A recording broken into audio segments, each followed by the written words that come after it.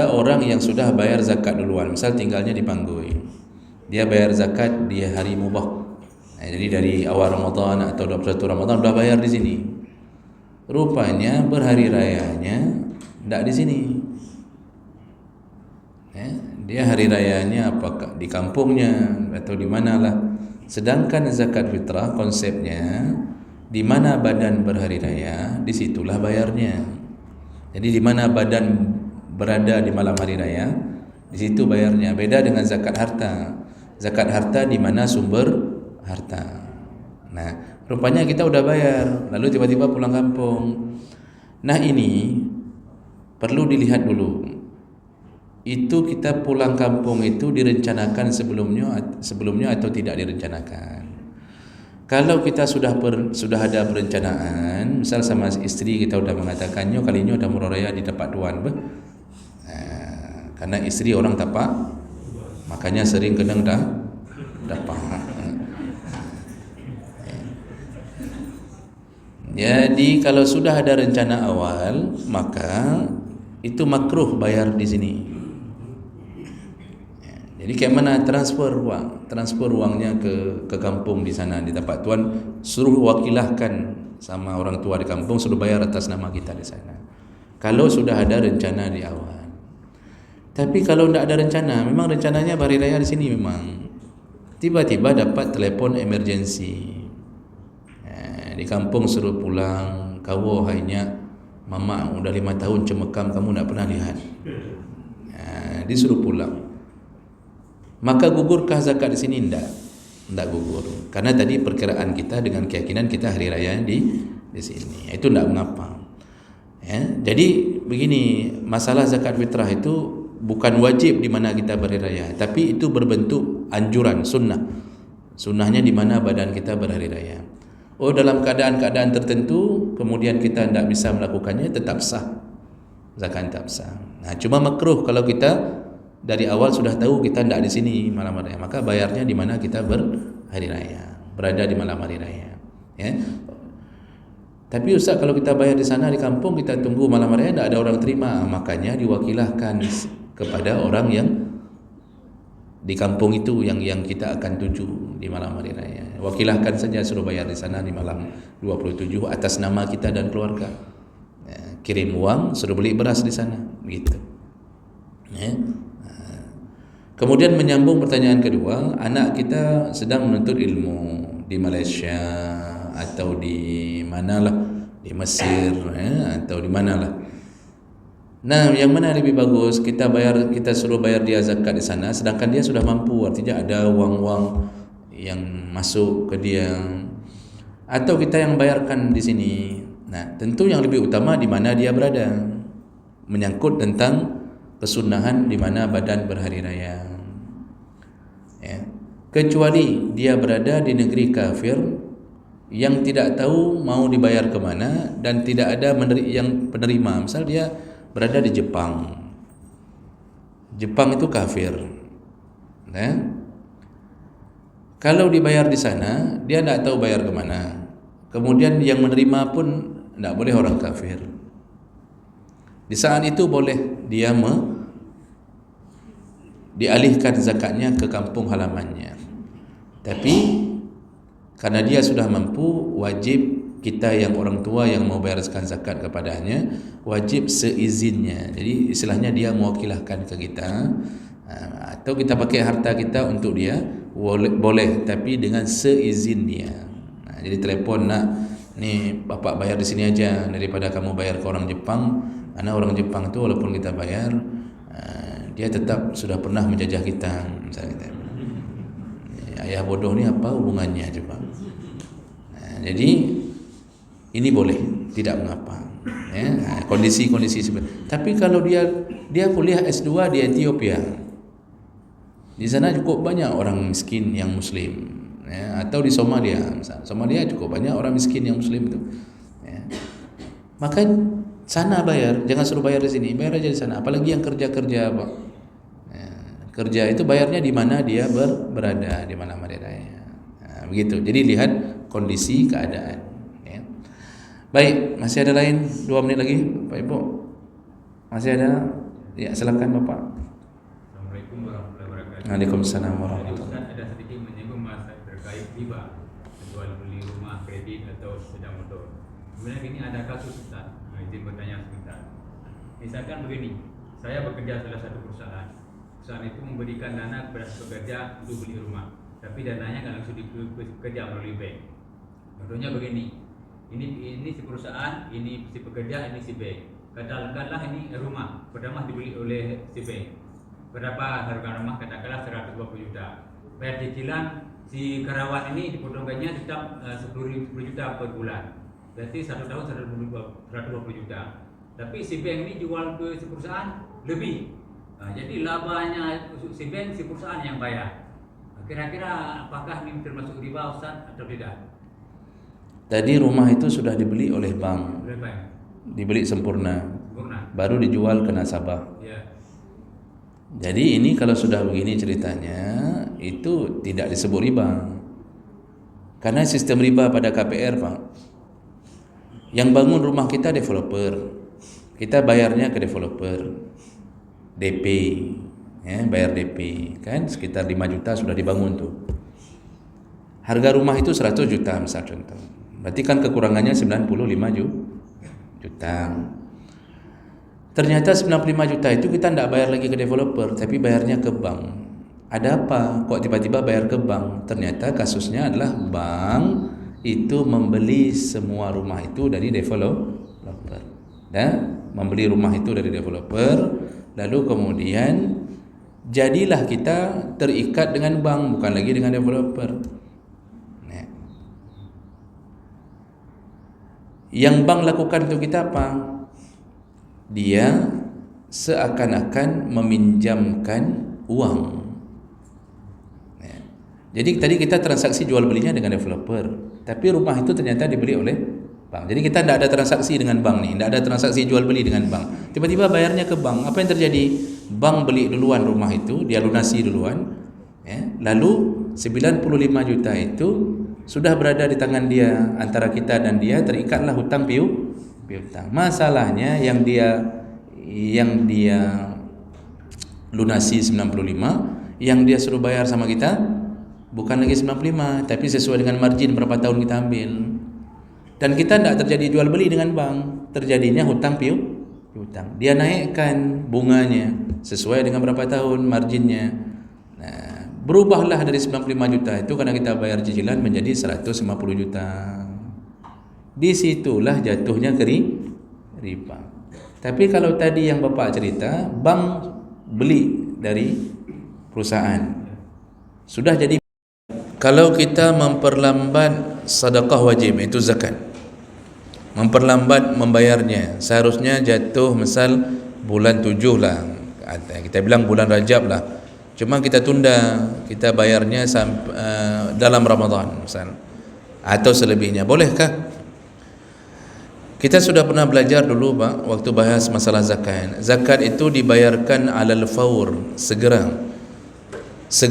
Malamnya kita tahu bahwa sudah sampai haul. Ini kan nisab sudah setahun yang lalu sampai. Ternyata bertahan harta kita sampai haul setahun. Umur harta kita setahun, umur nisab. Itu kalau malamnya sudah kita yakin ni besok sudah sampai haul, maka segera persiapkan, besok langsung bayar, langsung bagikan zakat. Nah, bolehkah ditunda? Makruh, kecuali karena ada uzur. Mana contoh uzur? Uang kita ada, zakat sudah kena, tetapi di tangan orang.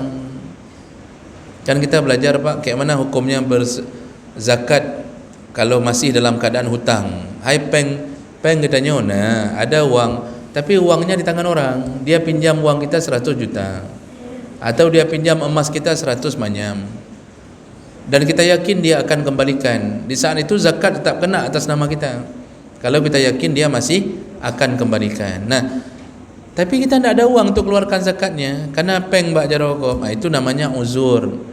Itu boleh ditunda sampai ada uang. Tapi kalau tidak ada uzur, uang ada, semua lengkap, itu jangan ditunda. Walaupun zakat itu boleh dibayar dalam hitungan 1 tahun, itu kapanpun boleh dibayar. Tetapi makruh menunda-nunda zakat. Makruh. Nanti takutnya sebelum kita bayar, keduluan dijemput oleh malaikat maut, sehingga dalam catatan kita belum bayar zakat. Kecuali kerana uzur ya Pak. Kalau uzur itu tetap niat kita sudah dianggap sudah bayar, tinggal tunggu kapan eksekusinya saja. Jadi jangan tunda, karena ada betul pertanyaan seperti Bapak ni, karena ada orang yang tak mau bayar zakat kecuali dalam Ramadan. Padahal dia sudah sampai kewajiban zakatnya 5 bulan sebelum Ramadan. Dia bilang apa? Hana hendak lu bayar dalam Ramadan mentang. Saya bayar dalam Ramadan aja. Dia mengira bayar zakat dalam Ramadan lebih utama. Hendak. Zakat itu lebih utama di awal-awal kewajiban. Jadi jangan tunda ke dalam Ramadan. Nah, begitu Bapak. Tak baik kalau menunda-nunda zakat. Ada lain? Ya, silakan Pak Anto duluan.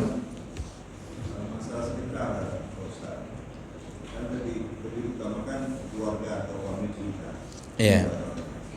Nah, kebetulan famili kita berdomisili bukan tempat kita jauh. Cuman sedangkan ada orang paling miskin. Mana yang kita pilih? Baik. Ketika kita punya famili, keluarga yang jauh, ya jauhnya jauh sekali, dan ada sekitaran fakir miskin di sekeliling kita tinggal, konsep zakat harta adalah membayar di mana sumber harta. Diingat kembali pelajaran zakat Pak. Sebab jumhur ulama mengatakan tak boleh membayar zakat harta melebihi jarak boleh qasar salat. Tak boleh menyalurkan zakat harta melebihi jarak boleh qasar salat. Jarak boleh qasar salat 90 kilo, 89-90 kilo. Tak boleh. Nah sekarang keluarga kita ni miskin tapi tinggalnya di Melabuh. Ya sudah berapa ratus kilo sudah itu. Dan sedangkan di sekitaran kita tinggal di sumber harta banyak fakir miskin. Mana yang lebih utamakan? Nah para ulama membuat catatan Pak. Kalau zakat harta tetap utamakan dulu yang di tempat sumber harta. Kalau zakat harta itu utamakan di tempat sumber harta. Oh saudara kita ada yang jauh, itu nanti bawanya ke sedekah sunnah, jangan bawa ke sedekah wajib. Karena untuk keluarga tetap sedekah sunnah diutamakan. Jadi nak perlek hana mecih tak preh takut. Untuk keluarga Pak, keluarga dekat, keluarga jauh itu sedekah yang diutamakan, sedekah sunnah. Tiap-tiap bulan berapa yang ada juk. Tapi kalau zakat wajib lebih utama di area sekitaran sumber harta. Ya, artinya 90 km ke bawah radiusnya. Kecuali sudah cukup di sini, rupanya banyak yang bayar zakat di sini. Dan kita melihat kemiskinan luar biasa pada saudara kita yang jauh itu. Di sini sudah ramai orang bayar. Dan di saat itu kalau keadaan gawat darurat, di sana juga sangat butuh, masih dibolehkan. Itu pengecualian.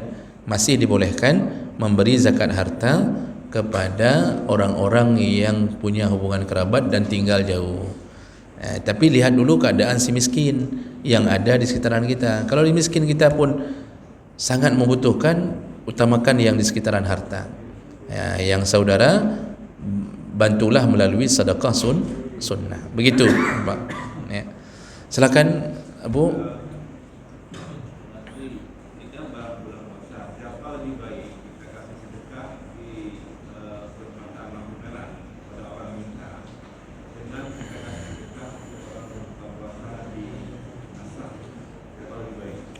Dalam Ramadan mana lebih baik, bersedekah kepada lampu merah? Kok sedekah ke lampu merah? Sedekah kepada pengemis lampu merah dengan orang-orang yang mungkin setekaran kita untuk dia berbuka puasa, atau kita kasih ke menasah untuk berbuka puasa. Ini Pak, ya namanya sedekah tetap ke siapa saja sebenarnya berpahala. Orang buka puasa pun tidak semuanya orang miskin. Kadang-kadang orang kaya pun buka puasa. Tapi dalam Ramadan tidak disebutkan bahawa berikanlah makanan berbuka kepada si miskin. Nabi cuma menyebutkan yang memberi makanan ke orang berbuka. Tak peduli dia kaya miskin, yang kita dapat pahala tetap sempurna. Nah kalau kita bandingkan dengan pengemis-pengemis, ini pengemis ini Pak yang menjadi pertimbangan kita. Pengemis hari ini itu bukan pengemis yang disuruh muliakan. Ya, pengemis hari ini yang di lampu merah apa itu bukan pengemis yang disuruh muliakan itu. Itu mereka itu sudah melakoni pekerjaan terlaknat. Rasulullah sallallahu alaihi wasallam menyebutkan man fataha baba mas'alatin fatahallahu alaihi baba faqrin. Barang siapa yang membuka pintu mengemis, dia mulai meminta-minta, maka Allah mulai membuka pintu kefakiran untuknya. Lalu Rasulullah juga mengatakan, barang siapa yang meminta-minta di dunia sedangkan dia mampu, dia cukup hidup tapi suka minta-minta, maka dibangkitkan hari kiamat dalam keadaan tanpa wajahnya, tanpa daging, jadi tengkorak. Nanti di padang mahsyar Pak, ada orang-orang yang wajahnya tengkorak, tidak ada daging. Siapa dia? Pengemis-pengemis yang sebenarnya mereka mampu kerja, mampu cari nafkah, tapi mereka mengemis-ngemis. Nah, jadi bukan pekerjaan yang baik, itu pekerjaan terlaknat. Oleh karena itu, mengingat keadaan seperti itu, maka tidak ada baiknya hari ini memberi kepada para pengemis lampu merah. Nyaka hobi Pak. Nanti dia kalau sudah lama di Lok Semawai Pak, itu pindah. Jadi yang tinggal di Sigli pindah ke Lok, yang tinggal di Lok Kedih pindah ke Sigli, lampu merah Sigli, yang Sigli pindah ke Kedih Biren, terus begitu-begitu Pak. Ya. Jadi sudah jadi lakonan pekerjaan. Belum lagi kita temukan video-video penipuan-penipuan. Yang terakhir kan laki pakai baju batik perempuan, kan? Ganti baju pakai baju batik perempuan, kemudian badannya pun cocok kayak emak-emak, sehingga pakai jilbab orang tak tahu dia laki. Pakai masker, cukup hiu rinang, ternyata laki. Dan ditemukan dia daerah mana Pak kejadian baru kan? Yang laki pakai baju perempuan, baju batik itu, yang viral di Lambaru betul Lambaru Cafe ya, Lambaru Cafe. Nah, kayak gitu sudah model sekarang. Itu saya tanya itu ke beberapa orang teman-teman Satpol PP yang tangani pengemis Pak. Itu anak-anak itu kenapa tertidur terusan yang di depan rumah dia tu? Dengar tapi anaknya tidak melawan, tidak apa-apa, disuntik Pak. Jadi memang disuntik, diberikan obat tidur supaya hanya untuk memancing iba saja. Sampai segitunya dia melakukan demi mencari rezeki. Nah, gara-gara dia yang betul-betul miskin pun akhirnya tidak diberi lagi. Jadi sudah dikotori oleh para oknum-oknum pengemis ini. Nah, makanya tetap memberi berbuka puasa lebih utama daripada memberikan kepada fakir, kepada pengemis di lampu merah. Cuma utamakan kalau bisa memberi buka puasa Pak, kasih ke fakir miskin. Ya, jadi antarkan paket-paket kita tadi ke rumah fakir miskin. Pertama, ada orang yang mau berutang ke kita, dan kita tahu orang ini susah bayar hutang. Ya, sudah terkenal susah bayar hutang, istrinya juga sama, ya, susah bayar hutang. Ya. Karena biasanya suami istri kalau sudah susah bayar hutang sama-sama gitu. Karena saya lihat Pak, kalau suami istri salah satunya orang yang baik, itu tidak terjadi begitu. Suami berhutang, istri yang mengatakan, "Nak bayar ke dia hutang, nak bayar ke dia." Ini kalau sudah dua-duanya begitu, biasanya terjadilah. Dia pinjam lagi atau dia pinjam sama kita, sedangkan kita sudah tahu ni orangnya susah. Bolehkah kita berbohong mengatakan bahwa hai, uang ada, cuma saya harus bayar SPP anak, atau kita mengatakan boleh ni saya kasih, tapi ini uang orang, harus cepat bayar. Memang sebenarnya kalau kita lihat hadis Nabi, bohong itu cuma boleh di 3 tempat: ketika perang, ketika memperbaiki hubungan antara dua orang, boleh kita berbohong supaya mereka berbaikan. Dan yang ketiga yaitu ketika berbohong di atas nama membahagiakan suami atau istri. Ya, misal masakan istri kita bilang enak, ya, padahal Masya Allah, ya, kita menyesal memakan makanannya. Ya, lalu ibu juga berbohong. Ibu berbohong mengatakan suami gantengnya Masya Allah, sampai suami itu lihat di cermin dan dia berteriak sendiri melihat wajahnya, kan? Itu bohong, itu yang disebut Nabi boleh. Nah, bagaimana bohong untuk menghindari hutangan-hutangan seperti itu? Memang ini tidak disebut dalam hadis Nabi. Cuma kalau kita lihat kondisi, maka ini mungkin kalau saya pribadi, saya mengatakan boleh. Kenapa? Menghindari mudarat yang lebih besar. Karena kalau kita kasih, nanti kita akan terjerumus ke dalam dosa yang lebih besar, disibukkan dengan mencaci, mengutuk dia, tak dibayar-bayar. Jadi kita perlu uang pun sudah susah. Akhirnya timbullah permusuhan. Karena kita sudah kenal orangnya susah bayar hutang, maka kita bilang hana peng, pada haina itu termasuk perkara menghindari kemudaratan yang lebih besar. Itu dibolehkan. Karena orang hari ini Pak berhutang mudah, bayar yang susah. Ya. Memang ahli kibar ni pelanggung rejin, hutang mudah tapi bayar susah. Ya. Dan dia nak mikir bahawa kita tertahan uang kita sama dia, itu bertahun-tahun kita tak bisa buat apa-apa. Itu tak pernah dipikirkan. Akhirnya kita kan nak sanggup mikir lagi pun, pilihan kita kan dua, serahkan ke Allah atau serahkan kepada yang berwajib. Ya. Ujungnya hidup kita hancur, hidup dia juga hancur. Itu yang sering terjadi. Jadi masih dibolehkan Pak, dalam keadaan seperti itu, daripada kita mendapatkan perkara yang lebih buruk. Okey, baik. Ada lain? Oh ya, yang kedua tadi apa ya Pak? Lupa saya. Kalau kita bayar, Oh, kita bayar cicilan sedikit-sedikit, tapi dia tak mau. dia tak mau. Tapi kalau kita bersedekah, misalnya dia tak mau sedekah, kita bisa diterima nggak sedekah? Okey, kita ada rencana bayar, tapi kita tak mampu bayar cash langsung. Kita je bayar sikit-sikit. Rupanya dia tak mau sikit-sikit. Bolehkah kita bersedekah? Tetap tak boleh, karena kita masih wajib bayar hutang. Jadi kat mana caranya? Minta izinlah kepada dia untuk kita kumpulkan yang cicilan itu menjadi banyak. Karena dia tak mau sedikit-sedikit, maunya sekaligus. Kan? Ini sertuh-sertuh di bayarnya, ya sudah kita minta tunda waktu. Saya kumpulkan dulu sedikit-sedikit ni baru saya bisa saya bayar. Itu yang bisa kita lakukan. Lalu kalau kita ganti uang cicilan itu dengan sedekah tetap tak boleh, karena kita pada dasarnya wajib dulu baru yang sunnah. Jadi cuma caranya ya temui dia. Kita bilang minta waktulah sekitar 2 tahun, saya kumpulkan dulu ni baru saya bayar. Cuma itu cara Pak.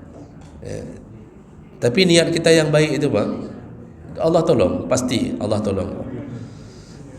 Saya juga dulu sebelum ada rumah Pak, itu sempat terhutang juga. Jadi untuk ngambil rumah itu, saya terhutang juga puluhan juta kepada orang baik supaya menghindari rumah KPR.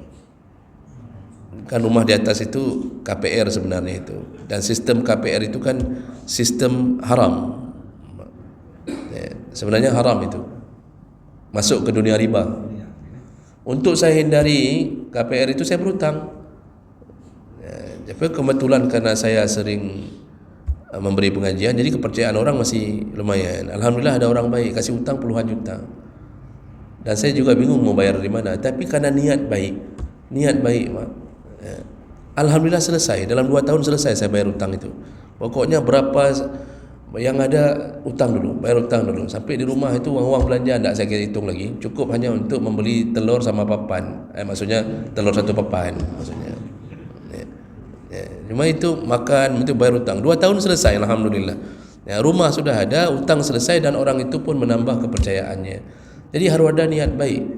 Makanya kita kasih tahu orang itu, saya minta waktu lah. Boleh saya berhutang tapi saya minta waktu. Oh dia nak mau tunggu cicilan-cicilan, minta waktu supaya kita bisa kumpulkan. InsyaAllah, yakinlah niat yang baik pasti membuat Allah buka jalan. Pasti. Baik. Ada lain Bapak Ibu sebelum kita tutup? Tidak ada. Okey, kalau tidak ada maka kita cukupkan. Saya tak tahu. Oh ada. Ya Pak Budi silakan boleh. Waalaikumsalam. Ustaz, berkenaan dengan sedekah sunnah. Tadi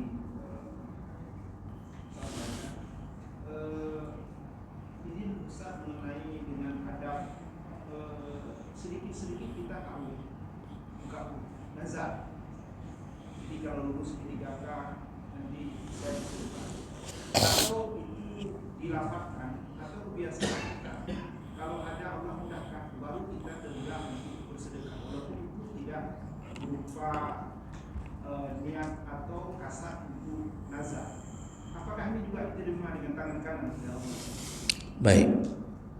Ini bagus Pak pertanyaannya. Memang kalau masalah nazar ni sudah banyak Dan bukti banyak di antara kita bernama Nazaruddin, Nazarullah, Muhammad Nazar, Nadariyah, Nadariyati, macam-macam nampak. Sabuh uka mandum akarnya sama itu. Hasil nazar semua jadi nazar ni hukumnya boleh, mubah. Tetapi tidak baik untuk dibiasakan. Maka sebagian ulama mengatakan makruh. Kenapa? Orang bernazar itu, kata para ulama, termasuk Imam Syafi'i mengatakan menazar itu adalah orang-orang yang pelit. Kenapa pelit? Karena dia tidak mau memberi ke Allah kecuali setelah diberi oleh Allah. Jadi sedikit-sedikit bernazar. Kalau lulus P3K dia akan sedekah, lulus PNS dia sedekah. Kalau diberi anak perempuan dia sedekah, kalau diberi isteri perempuan dia sedekah. Berarti selama ini istrinya apa? Jadi ini hal perkara seperti ini, kalau sudah bernazar wajib tunaikan.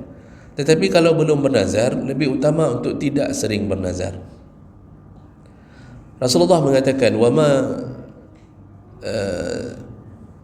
an-nazru la yughni 'anil haqqi syai'a." Nazar itu tidak mengubah ketetapan Allah. Kita pinginnya anak perempuan. Ini anak laki kita udah 5 orang, pinginnya anak perempuan.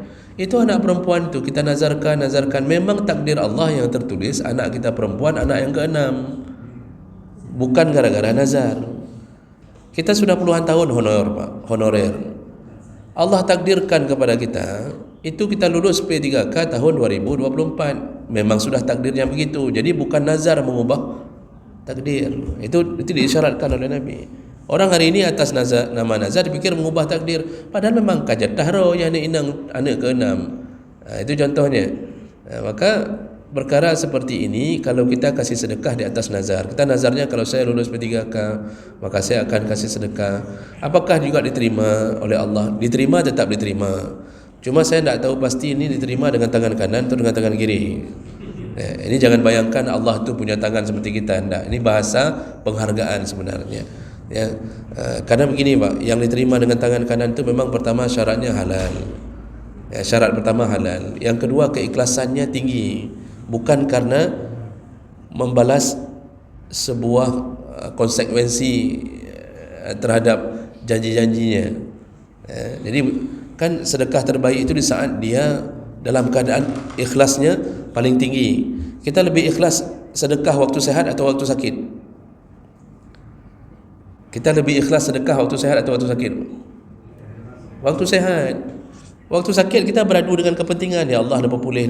Makanya Nabi mengatakan sedekah terbaik wa antas sahih syahih. Sedekah terbaik ketika engkau sehat. Yang kedua ketika engkau merasa pelit. Maksud pelit, kebutuhan anak perlu, kebutuhan isteri, tapi kita setelah menafkahi yang wajib, banyak kebutuhan kita sendiri, mau beli HP. Ketika pelit itulah kita sedekah. Itu sangat tinggi nilai sedekahnya. Makanya sedekah setelah bernazar diterima. Cuma mungkin tidak sehebat sedekahnya orang yang tak bernazar, karena di situ punya kepentingan. Mungkin begitu Pak. Maka sebaiknya tidak usah sering-sering bernazar. Kunci hidup taat dulu ke Allah. Nanti Allah beri jalan-jalan keluar. Taat saja. Nanti Allah beri semua keinginan-keinginan kita. Jadi keadaan kita nyaman dalam mobil. Kembali ke keputusan tadi Pak. Kalau kita keluar dari sebelum subuh, pas datang waktu wajib puasa imsak, kita sudah di jalan, itu sehat-sehat saja pun kita tidak puasa pun tidak apa-apa, karena posisi kita sudah musafir. Cuma kalau disuruh pilih, kalau disuruh pilih puasa atau tak puasa, maka tetap pilihan puasa lebih utama. Kan tadi misal kita keluar sebelum subuh, boleh tak puasa? Tetapi kalau disuruh pilih, lebih dekat puasa. Untuk apa? Dalam perjalanan pun, apalagi dalam mobil AC, tertidur, kenapa tidak puasa? Kan begitu kan? Tapi boleh tidak puasa, itu yang jadi masalahnya. Karena dia posisinya sudah musafir. Tapi bagi mereka yang belum keluar sebelum insaf dari rumahnya, dari kampungnya belum keluar, itu memang tetap wajib puasa. Tidak boleh buka puasa di tengah jalan, suka-suka kita, tidak boleh. Tetap wajib puasa. Baru boleh buka kalau masuk kategori sakit. Sakit tu misal mudarat Pak, dah capek sekali, sudah tak sanggup lagi. Itu baru boleh buka. Jadi intinya dengan kenyamanan yang kita terima, tetap pilihan untuk puasa itu lebih utama. Kalau perjalanan dulu masa Nabi mana ada, bahkan dengan unta, kuda di bawah terik matahari di tengah padang pasir. Ibu kalau umrah dari Mekah ke Madinah itu 7 jam kan? Mekah Madinah itu 7 jam. Itu naik mobil ber-AC, tertidur semua jemaah umrah dalam mobil Pak, tertidur. Itu setelah dibuat aspal. Dulu bayangkan Nabi itu berhari-hari, 20 hari dari Mekah baru sampai ke Madinah. Dengan kuda, unta, naik ke atas bukit segala macam. Makanya pilihan kalau sudah sakit baru boleh buka. Kalau enggak tetap lanjutkan puasa. Jadi seperti saya bilang tadi, kalau supir hanya peduli Pak, mau nyaman mau tidak tetap iglak saja ya. Saya jarang sekali dapat yang soleh itu yang menyedihkan. Menyedihkan sekali pekerjaan itu. Baik, ada lain apa? Masih 2 menit lagi. Pak Budi silakan. Bagaimana sebaiknya memimpin, karena praktek-praktek pelaksanaan ibadah Ramadan dan hari raya itu sering kadang-kadang masuk di tempat kita itu lebih cepat hari rayanya itu sampai 2 atau 3 hari Ustaz. Kalau di barat selatan bisa itu ada belengkung. Jadi kalau misalnya satu karena beda ruqyah dan hisab, nah ini masing-masing masih ada yang terbedakan. Tapi bagaimana kiranya tindakan pemimpin Ustaz dalam menertibkan pola ibadah seperti ini? Terima kasih Ustaz. Baik. Jadi Bapak Ibu, memang kita dilema di akhir zaman karena pertama, waktu pilih pemimpin terjadi kecurangan. Yang terpilih pun bukan orang-orang saleh. Dan itu terjadi di semua negara, Pak. Tidak di kita saja. Jadi jarang sekali terjadi mengulang masa Nabi, masa sahabat jarang sekali. Di negara Arab sendiri, Pak, itu kemunafikan itu luar biasa. Memang mana negara Arab sekarang yang pemimpinnya saleh seperti masa-masa? Tidak ada juga. Tidak ada juga.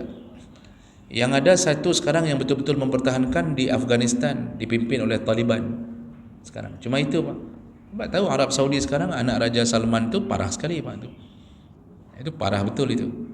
Di Mesir memang Fir'aun sekarang Pak Asisi itu. Di Yordania itu juga para munafik yang kerjasama dengan Israel itu termasuk Yordania, Arab Saudi, Bahrain itu kerjasama dengan Israel menghancurkan saudaranya sendiri Pak. Jadi tidak ditemukan lagi pemimpin seperti masa dulu. Semua terpilih karena gara-gara dipilih bukan berdasarkan agama, tapi berdasarkan demokrasi, berdasarkan partai. Yang terpilih ya keinginan partai. Apalagi di Indonesia Pak, galak-galak aja, galak partai, yang benar pun tersingkirkan. Akibatnya apa? Menentukan semua urusan bukan urusan agama, bukan dengan agama. Contoh lebih kecil ruang lingkupnya. Tadi Pak Budi menyebutkan di Nagan Raya itu Pak ada kelompok Tengku Pelekung, kelompok pengikut Tengku Pelekung ni. Saya setahun di Nagan Raya, sempat kerja di Nagan Raya setahun.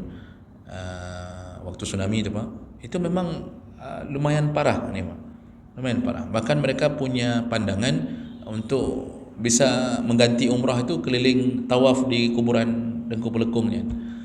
Dan di masjidnya itu ada tiang yang untuk apa istilahnya sesajen melakukan ritual, dan nasabah tiang dalam masjid diikat dengan hijab putih Pak. Jadi memang berbau-bau kesesatan juga dapat. Nah mereka ini kalau Ramadan itu bisa 2 sampai 3 hari sebelum waktu orang lain melakukannya. Kenapa pemimpin diam? Okeylah kita tidak bilang presiden, mungkin dia pun tidak tahu itu pelekung-pelekung. Dia kan cuma tahu proyek-proyek saja kan. Nah sekarang kenapa bupatinya diam? Karena kepentingan dunia, akhirnya mereka diam. Apa yang terjadi Pak? Saya dikasih tahu sama orang-orang di sana, itu pendukung bupati yang paling besar itu kelompok ini. Mereka ada 1000-an orang Pak. Dan setiap yang mau naik jadi calon pemimpin itu termasuk mendatangi tempat ini untuk mencari dukungan. Jadi begitu dapat dukungan dari mereka dengan 1000-an orang itu sudah cukup. Keadaannya begitu. Begitu terpilih tidak mau disegel nih. Tidak mau disegel karena dibutuhkan untuk politik. Begitu keadaannya Pak. Yang yang pegang huruf negara ya Acin. Makanya bupati yang terdahulu yang dua turun, yang kena tapi ada bantuan pergi kena tapi akhirnya apa? Bekerja sama di dalam kesesatan. Ini yang paling bahaya. Makanya Rasulullah mengatakan, man a'ana ala ma'siyah, barang siapa tolong menolong dalam maksiat, maka dosanya sama, fahuwa syarikun lahu. Makanya pemimpin tu susah masuk surga. Banyak kali hisapnya. Banyak kali Pak. Bapak nak usah daftar untuk jadi presiden, nak usah daftar Pak. Kakak bahan mitnya mentang yang huruf danging 2045 betul-betul jadi emas atau tidak nantinya. Biar saja udah.